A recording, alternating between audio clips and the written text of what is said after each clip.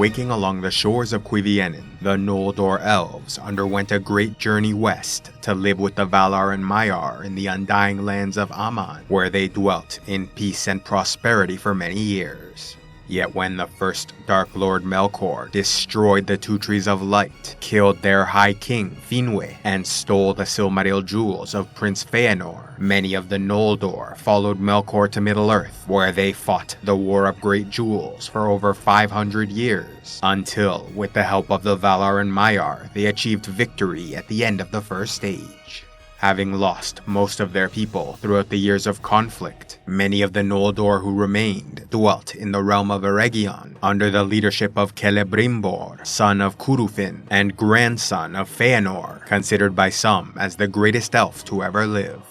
Seeking to recreate the splendor of Valinor in Middle-earth, the elves of Eregion dedicated themselves to mastering the art of crafting, befriending the dwarves of Durin's folk who lived in the nearby Misty Mountains and shared their passion. Yet from this desire for creation arose terrible hardship, as the second Dark Lord Sauron, former lieutenant of Melkor, who survived the War of Wrath, saw an opportunity to advance his plans for the conquest of Middle-earth. Using the lands of Mordor as his base of operations, Sauron the Cunning concocted a scheme to enslave the Noldor elves to his will, in the hopes of adding their strength and skill to his ever-growing armies. Therefore, he took fair form and presented himself to the elves of Eregion as Anatar, the Lord of Gifts, an emissary of the Valar, who came to impart knowledge and aid their endeavors.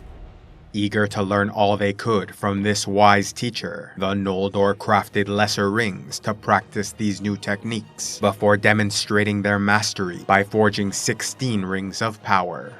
After Anatar departed from Eregion, their leader Celebrimbor went even further by creating 3 great rings of power whose beauty and might surpassed the others.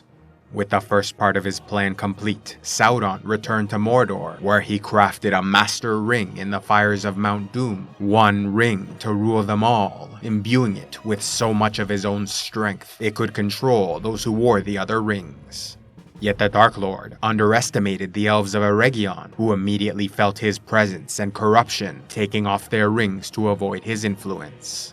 Realizing they were deceived and in danger, Celebrimbor sent the 3 great rings to other lands, a wise decision as Sauron was furious that his plan failed, and so in the year 1693 of the Second Age, attacked Eregion in order to take and repurpose the Rings of Power.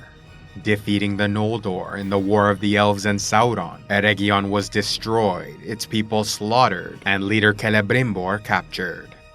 Though Sauron took possession of 9 rings of power and many of the lesser rings, he could not find the others and so tortured Celebrimbor until he revealed the location of the remaining 7. But even under torment, the Noldor leader refused to reveal where they held the 3 great rings, and so the Dark Lord riddled Celebrimbor with arrows and used his body as a standard.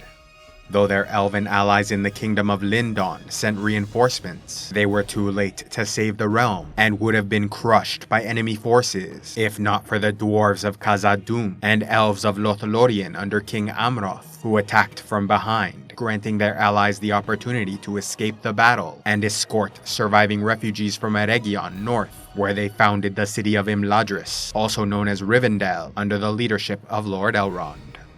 Other Noldor survivors were taken in by the dwarves, who after rescuing the elves of Lindon, retreated into the Misty Mountains, where they granted their friends safe passage to reach the realm of Lothlorien, which was home to the Noldor Lady Galadriel, cousin to the father of Celebrimbor.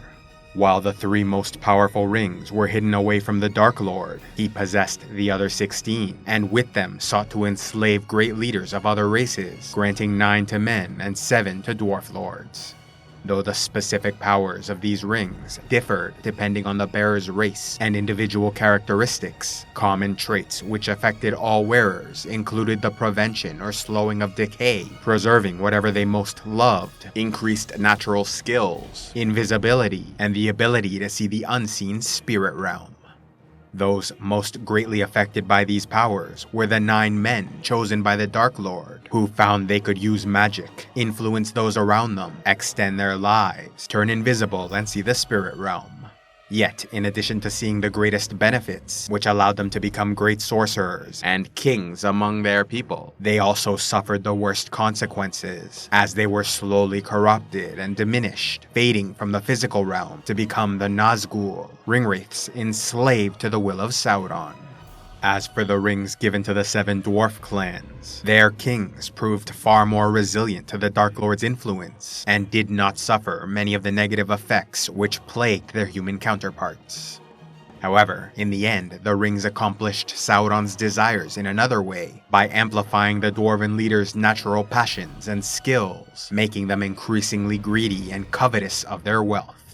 Accumulating vast treasure hoards, their realms eventually attracted the attention of northern dragons, which destroyed their homes and people. Of the 7 rings of power, 4 were consumed by dragons, while Sauron recovered the other 3, the last of which was held by King Thrain II of Durin's folk until he was captured by the Dark Lord. Fortunately for the peoples of Middle-earth, Sauron never took possession of the 3 great rings, crafted exclusively by Celebrimbor. Yet while the Dark Lord did not have a hand in their creation, they were still made with the knowledge he bestowed, and thus remained bound to the One Ring of Power. Sending them away from Eregion, Nenya, the Ring of Water, made from mithril and set with a white stone, was given to Galadriel of Lothlorien, while Narya, the Ring of Fire, which held a large red ruby, went to Círdan of Lindon, but was later granted to the wizard Gandalf the Grey. Then there was Vilya, the Ring of Air and most powerful of the 3, made with a gold band and beautiful blue sapphire, which went to High King Gil-galad, but was later given to Elrond of Rivendell. In addition to granting their wearer vitality and strength, the 3 great rings increased the longevity of the region around them, allowing Elrond and Galadriel to keep Rivendell and Lothlorien as realms of peace and prosperity for thousands of years. They also granted hope and inspiration to nearby individuals, and while the wearer was not able to turn invisible, the rings themselves could disappear, remaining hidden from view. Yet above them all was the One Ring of Power, which Sauron imbued with part of his soul, thereby linking it to his life force.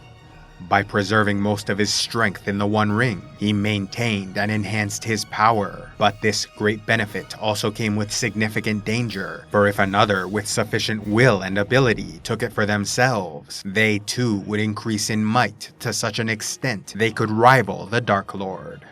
Yet the worst consequence came if the ring was destroyed, as Sauron's physical form would be lost, and his spirit diminished to the point where he could no longer interact with the world. When in the possession of someone other than Sauron, the One Ring of Power was greater than all the others, allowing the bearer to augment their natural abilities, increase their lifespan, turn invisible, see the spirit realm, influence those around them, control the will of others, halt decay, and generate prosperity in the surrounding area. Yet the One Ring also had the most negative effects, corrupting the mind of its wearer and tempting them with visions of their greatest desires to create such an obsessive attachment they could never hope to destroy it of their own volition. However, the ring itself could choose to abandon the wearer, slipping off their finger to await a new owner. If that was not enough, the One Ring was also impervious to all forms of damage, and could therefore only be unmade in the fires of Mount Doom where it was created. Although the 3 great rings were not worn in the Second Age for fear of attracting the attention of Sauron, his defeat in the War of the Last Alliance meant the 3 could be freely worn throughout the Third Age. Nevertheless, Galadriel, Elrond, and Gandalf did not flaunt their rings, and kept them hidden for fear that Sauron might yet return. After achieving victory against the Dark Lord, Isildur, High King of Gondor and Arnor, fell to temptation and took the One Ring for his own, possessing it until he was killed in the Anduin River, trying to escape from an orc attack in 2TA. With the orcs unaware of its presence, the One Ring of Power fell to the bottom of the river, where it remained for over 2,000 years, before being found by the Stuor hobbit, Deagle, who was fishing with his friend Smeagol.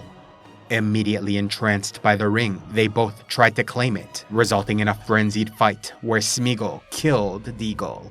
Fleeing into the mountains, the ring extended his life for nearly 500 years, transforming him into a split-personality creature called Gollum, willing to go to any length to keep his precious prize. In 2941 TA, the ring at last left Gollum and was found by Bilbo Baggins, a good-hearted hobbit who kept it for 60 years, but was largely able to resist its worst effects, allowing him to voluntarily leave it for his nephew and heir, Frodo Baggins. A friend of Gandalf the Grey, Frodo soon learned that this was the One Ring of Power, and Sauron was seeking it out. With no other able to possess it, the Council of Elrond sent Frodo on a mission to Mordor to destroy the ring in the fires of Mount Doom, while the rest of their peoples waged the War of the Ring against Sauron, defending their lands and distracting his armies, thereby giving the Hobbit the time necessary to complete his quest. Though he suffered many hardships, Frodo and his companion Samwise eventually reached the crack of Mount Doom, only for the ring-bearer to fail in the final moments. Growing so corrupted, he refused to see it destroyed. Yet as fate would have it, the creature Gollum soon arrived, having followed the hobbits throughout their journey and attacked Frodo, biting off his finger to take the ring before accidentally falling into the fiery chasm. With the One Ring destroyed, Sauron was utterly vanquished, leaving his immortal spirit eternally diminished. Entering into a new period of relative peace, the Rings of Power lost their potency and became mere relics of a bygone age. As for their ultimate fates, the 12 in Sauron's possession were presumably lost when his Tower of Barad-dûr fell at the end of the war, while the 3 held by Galadriel, Gandalf, and Elrond were taken to the Undying Lands when they departed from Middle-earth.